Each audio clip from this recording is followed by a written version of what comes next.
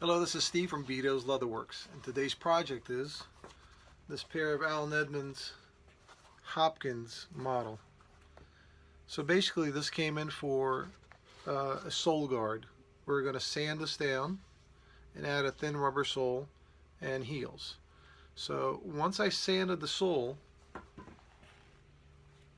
which looks like this, of course the stitches break that holds the sole onto the welt. There's two pieces there. There's a welt that's stitched onto the uppers, and then the sole is stitched onto the welt. So once I sanded that surface, the stitches broke, so we have to clean the old stitches that are on the welt. So once I removed the stitches on the welt, the sole literally just,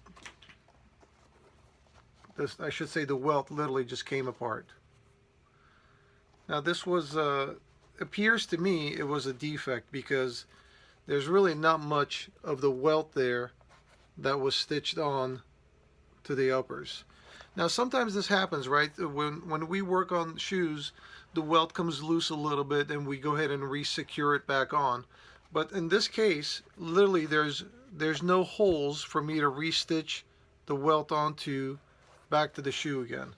So what we're going to do is we're going to re-welt the whole shoe, put on a day-night sole, and then clean and polish it up. Alright, so let's get started. Alright, so once we got the welt completely off the shoe, clean that cork, which is this, by the way, the cork with the wooden shank. Now some of the Edmonds use the wooden shanks, not all of them. Recently I think they've eliminated that. This is an older model, I think. And this is the welt.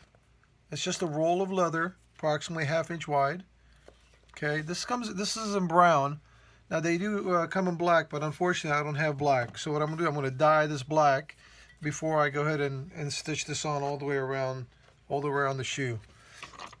Now basically it's all hand stitched. This is called a jerk needle, which is just a hook at the end of a needle. Okay, and we've got some wax nylon thread, and we're going to go ahead and stitch the whole thing. I won't bore you with the regular time of stitching it, so I'm going to speed this up a little bit so you guys won't get bored. All right, let's continue. All right, so once we have the sheen off the welt, we're just going to go ahead and dye it with Phoebe's Professional Oil Dye. Now, like I said, these the welts do come in black. Just don't have it in stock, unfortunately. But this is not a big deal. I mean, it was dyed to begin with anyway, so same thing.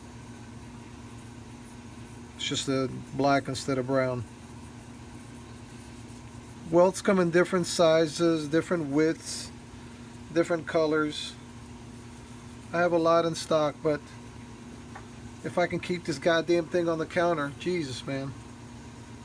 Alright.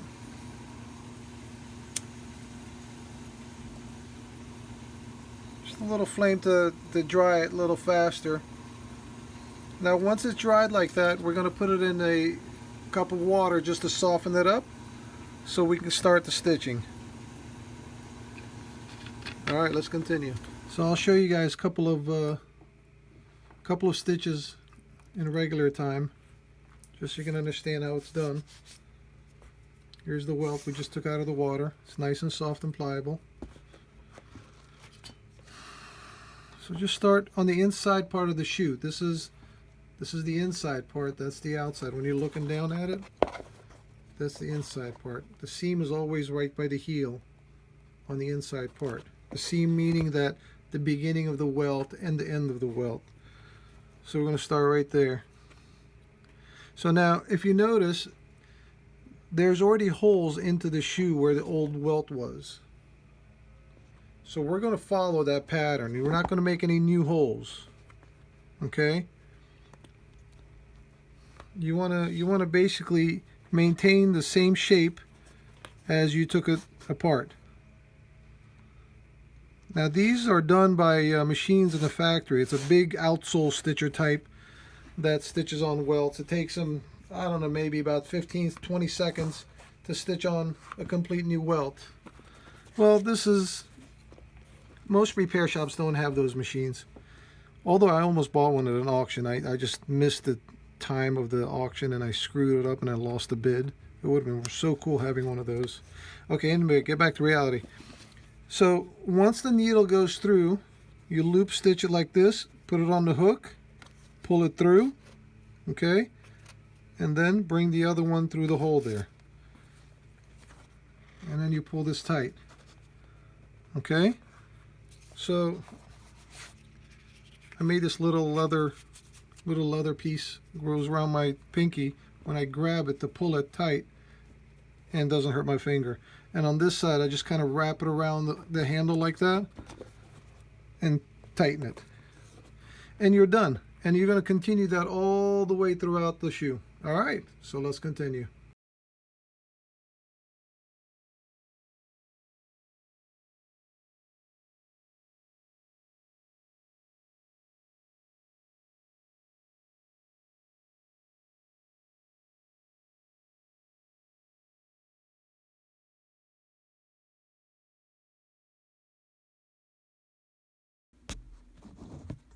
All right, so we've got that stitch almost all the way around.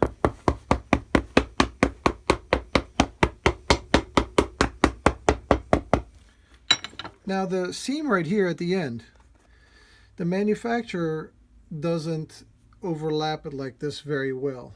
I've heard a lot of complaints from customers that when they look down on here at the end, there's a gap between where it starts and where it ends. And most people are very, finicky about that. They don't want to see that. So basically what I do here, about 1/2 inch, I taper the end.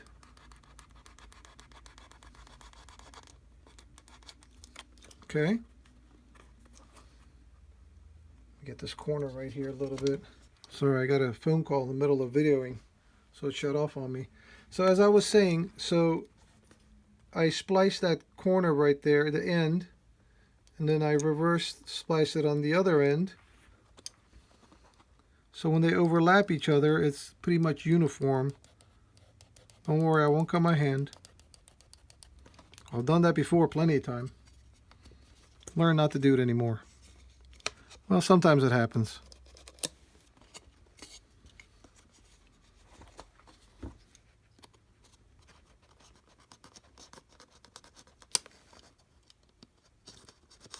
Okay, do it just like that.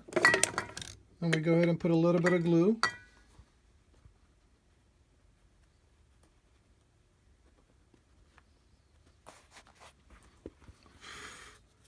And once we start stitching it, it'll overlap each other.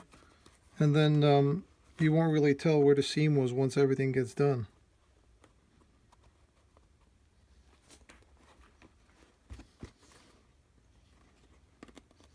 So this took me about, I know you guys watched the time lapse, this took me about 30 minutes to do, where with the manufacturers it takes about 30 seconds to do with the machines. But re-welting a shoe is not a necessity when you're resoling shoes. It's only a necessity when it's in pretty bad shape, or situations like this. Now I know that the manufacturer says that, oh, we re-last it, we re-welt it, but sometimes that has a negative effect because at times it tightens the shoe back up to the original size, after the customer has broken them in, and then when customers put them on, they're like, whoa, it feels different. And they don't really like it. So that's one of the reasons that you can still repair a shoe without re-welting it. So that's the end, right? Okay, so we pull that from the inside there. Okay. My camera's shaking. That's not my hands, although my hands do shake. Oh, I dropped the needle on my foot. Look where it got stuck. You guys see it? Right on my pant leg. Yeah, it did poke me. Good luck getting this out. Okay. This is pretty dangerous. You got to be careful. One time I was stitching a suitcase and it slipped and it went into my hand. Now it's got a hook at the end. So whatever was in my hand, it got caught and it wouldn't come out. And that was basically the suitcase. I was putting it through and it went through the hand, and the suitcase was dangling on my hand. I was walking around with the suitcase on my hand with the needle. Anyway, so you got to be careful.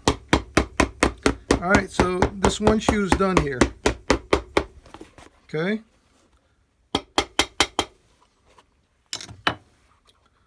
See the seam? You can barely tell where the joint was, right? Once it gets finished, you'll never know that was there. So now we'll let this sit for a little bit, let the welt dry, and then we'll continue with the cork, and then I'll show you guys how to do the day-night soles that we put on. Okay, let's continue. Okay, so this is a day-night sole. It's a British-made sole that is on most of the quality shoes for rubber soles. Now, this is kind of tricky to put on because you see this pattern? That sole's got to be dead center to that, so when it gets done, it's even on both sides. Now, it's kind of tricky to do because it's always a little bit off, you know. So basically what I do, I just mark the sole, give me somewhat of an idea.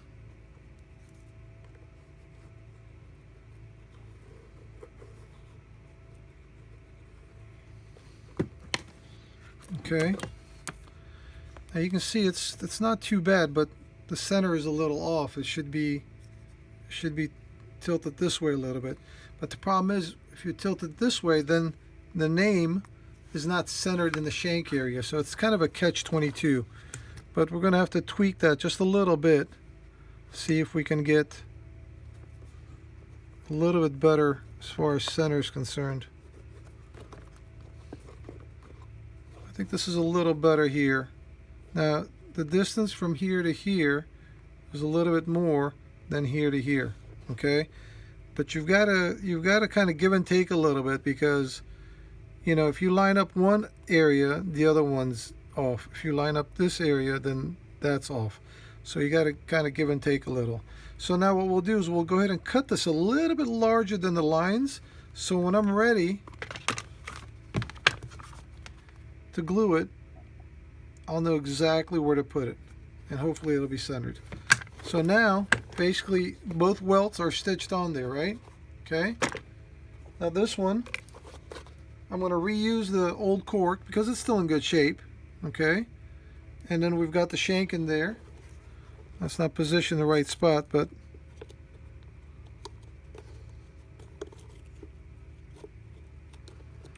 okay, and then we'll go ahead and add this cork here. We'll fill that in a little bit, and then it'll be ready to grind it down and then put the soles on. All right, let's continue. So let me show you guys something that I'm going to do. Now, most people don't think about this stuff, right? They just put the sole on, stitch it, shine it, and get it out of the way. Now, Allen Edmonds heels, okay, are nailed on before the top lift is put on. Okay, this is the top lift. Now, you can't nail it from the inside of the shoe, which what we normally do on most shoes. What we do is we peel that heel lining back or sock lining back, nail it to secure the base, and then cover it with a thin piece of leather back. Now, with Allen Edmonds, you can't do that. You can't nail it from the top because most of them have a one-piece footbed. This particular one is covered leather cushion, but still not supposed to remove that to get underneath it, so we're going to leave it as is. Okay, so whenever we have a leather sole, okay, and then we put the base on to nail it, the nails hold on to the leather, which is a little bit harder than the rubber sole. Okay, now when we put the sole on, wrong side, when we put the sole on and glue the base to the sole, we're going to nail it. But because this is soft material, over time might come out, loosen and not fall off, but loosen up a little bit. So before I glue the sole, this is a fiber board, very thick, very hard. I've tapered the edges a little bit. What we're going to do is we're going to glue this right here, just like that. Okay? And then put the sole on top. Then when we're ready to put the heel base on, the nails will go through the sole and hold on to that. Okay? And that nail, that heel is not going to go anywhere. Once it's on there, it's going to be pretty tough to remove with this piece underneath it. Alright, so let's continue. Alright, so now that the glue is dry, we're going to try to position the sole on and see if we can get it centered. So once we mark the sole, we'll cut it just a little bit bigger than the actual shape of the welt. That way you know how to position it in the center. Well, I hope anyway. Alright, so once we got the toe on, got the hand in the shank area there so it doesn't glue down, because I've got to look at it at this angle here to see if that name stays centered to the sole. Not too bad. Alright. Well, it's too late now.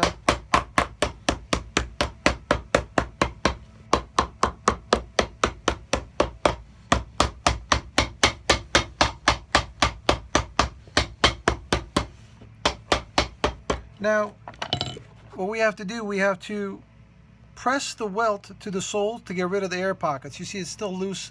It's still got little gaps in there.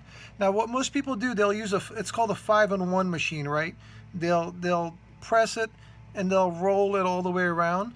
But I don't like using that because it leaves marks on the sole. So I'd rather hammer it down manually,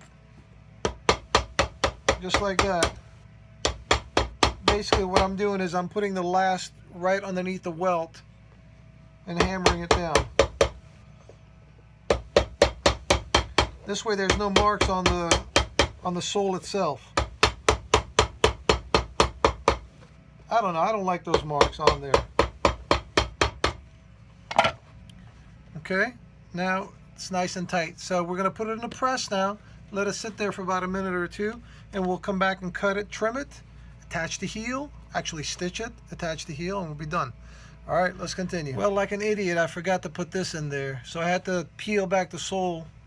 Damn it, I hate taking my work apart. And then put this back in there. Well, put this in there, I should say, not back in there, because it was never in there to begin with. Damn it. Well, luckily, it came off pretty easily.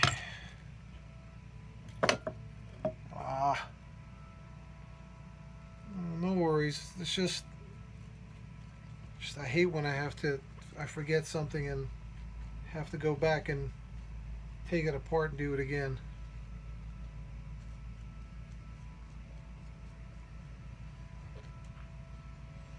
Alright, we'll just let that sit for a minute to cure and then we'll press it down.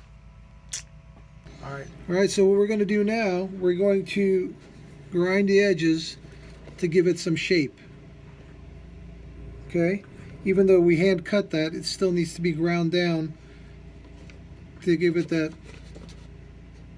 same shape as the toe.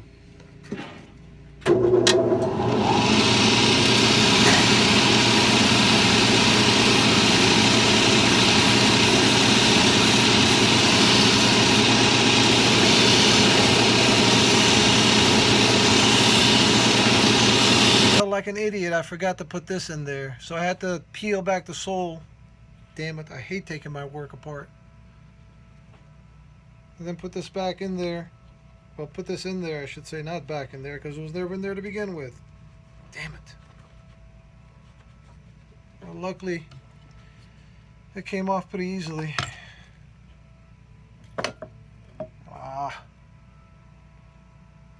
No worries. It's just I hate when I forget something and have to go back and take it apart and do it again.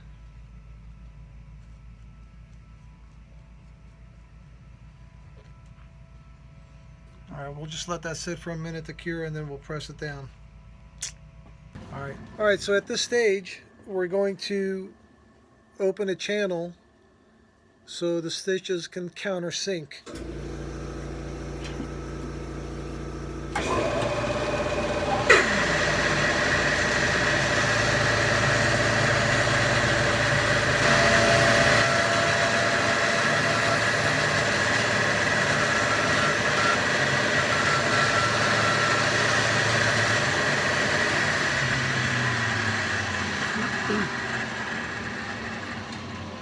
So basically, it's just a little blade that cuts into it. Now the reason we made the edges give it that nice shape because the shield of the trimmer follows that. So if this is crooked, then the stitches are going to be crooked because the channel is going to be crooked. All right, let's continue. All right, so this machine is a Landis L. This is called an outsole stitcher, okay? Because it stitches on the outside of the shoe, okay? This one over here, this red one over here, this is called a Blake stitch machine, right? Basically, you put it inside like that, and it stitches from inside out. Blake stitch shoes are basically just a sole that gets put onto the uppers, and it's stitched down. The Goodyear welted, it's that little leather piece that's on there that stitches to the uppers, and a sole stitched to the welt. So now we're going to outsole stitch the sole. Does that make sense?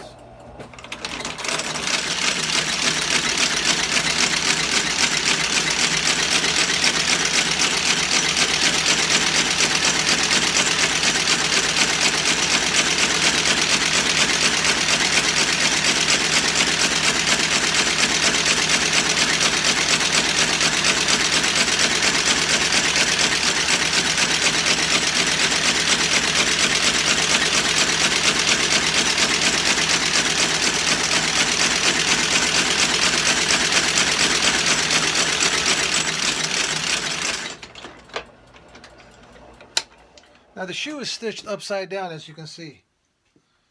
You can't really tell from the other side where it's going, where the stitches are going to go. But we're so used to stitching, and there's a guide in there that keeps it right on the edge. And the edge distance, basically from the edge to the stitches, it's the same distance on the machine that it is where the channel we opened up. Now there's different widths of stitches on here, so you just kind of ballpark, you know, the size of the stitch, and basically it should give you a nice crisp stitch right on the welt. All right, let's continue. All right, so we're almost at the last leg of our job. This is the heel base. It's all glued. Shoe's glued too. Now, if you notice, one side is higher than the other. That's the inside part where the arch is. Okay? Allen Edmonds, this is one of their trademarks. One side is a little bit higher to give it some arch support. So if the shoe sits like this, that's the part right there pushes up on that spot to kind of give it some support. All right? So let's get this on here. Now remember, we need to nail these from here, okay?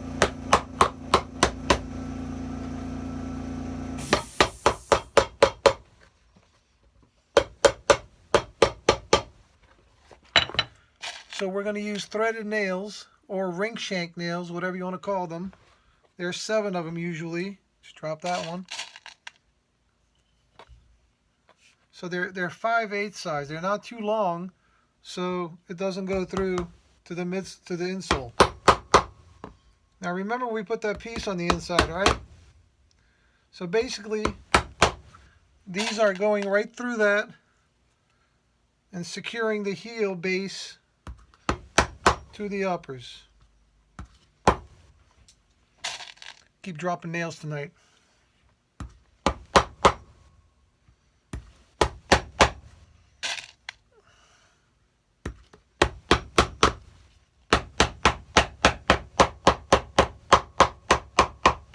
Countersinking them just a little bit. I'm going to sand that off. Well, sand the surface to clean it, and the lift.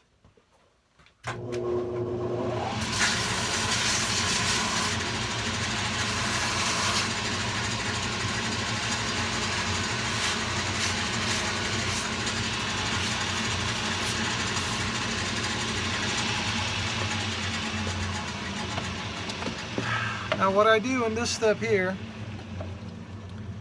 get a little turpentine and just kind of wipe that surface down to get rid of all that, the dirt, the dust, the hand grease, oils, whatever will contaminate that surface.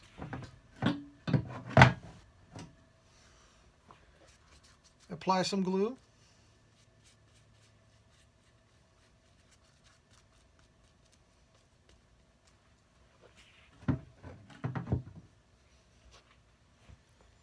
Let that sit for a few minutes. I'll come back, hammer it down, trim the edges, sand it, and then we'll go through the polishing process and we'll be done.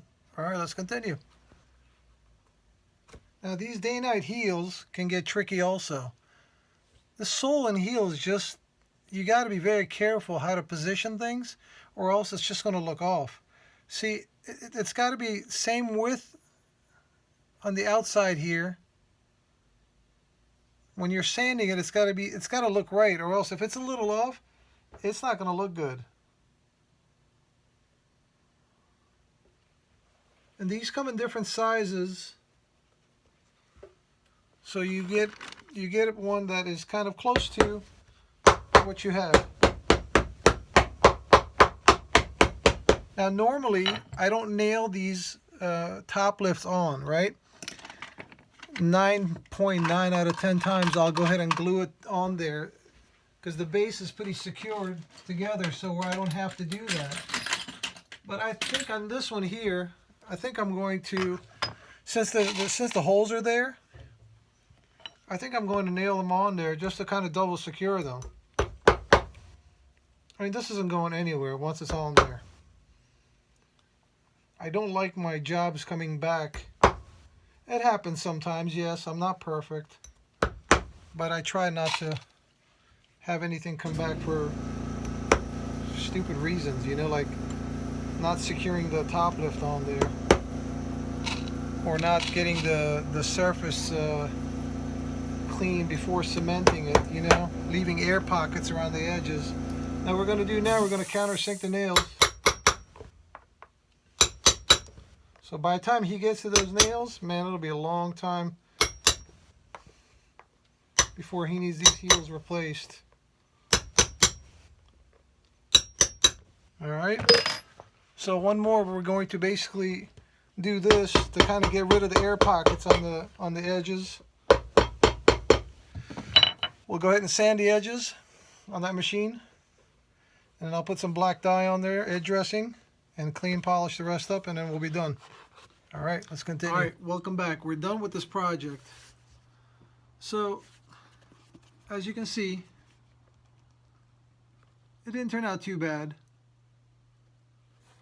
The name is in the center, somewhat centered. I mean, it's a little off, but it's okay. The heel looks good. The pattern there looks good. Basically, it's a new pair of new shoes. I mean, it was a new shoe to begin with, but looks so much better now, right? So next time I'll show you guys as far as maintaining the proper care for the uppers. That's a whole nother video, how to shine and how to clean the shoes. I just started using this product. Now I know this is just for you know, the trade. This product is made in Italy. A gentleman by the name of Maurizio who sent me a couple of samples to try out, and so far so good. It's pretty phenomenal the way it's been working. So shout out to him for sending those so I can try his product out. All right, so I think we're finished, and I want to thank you so much for joining me again for these videos. And please comment anything that you think that I can add on to make it better.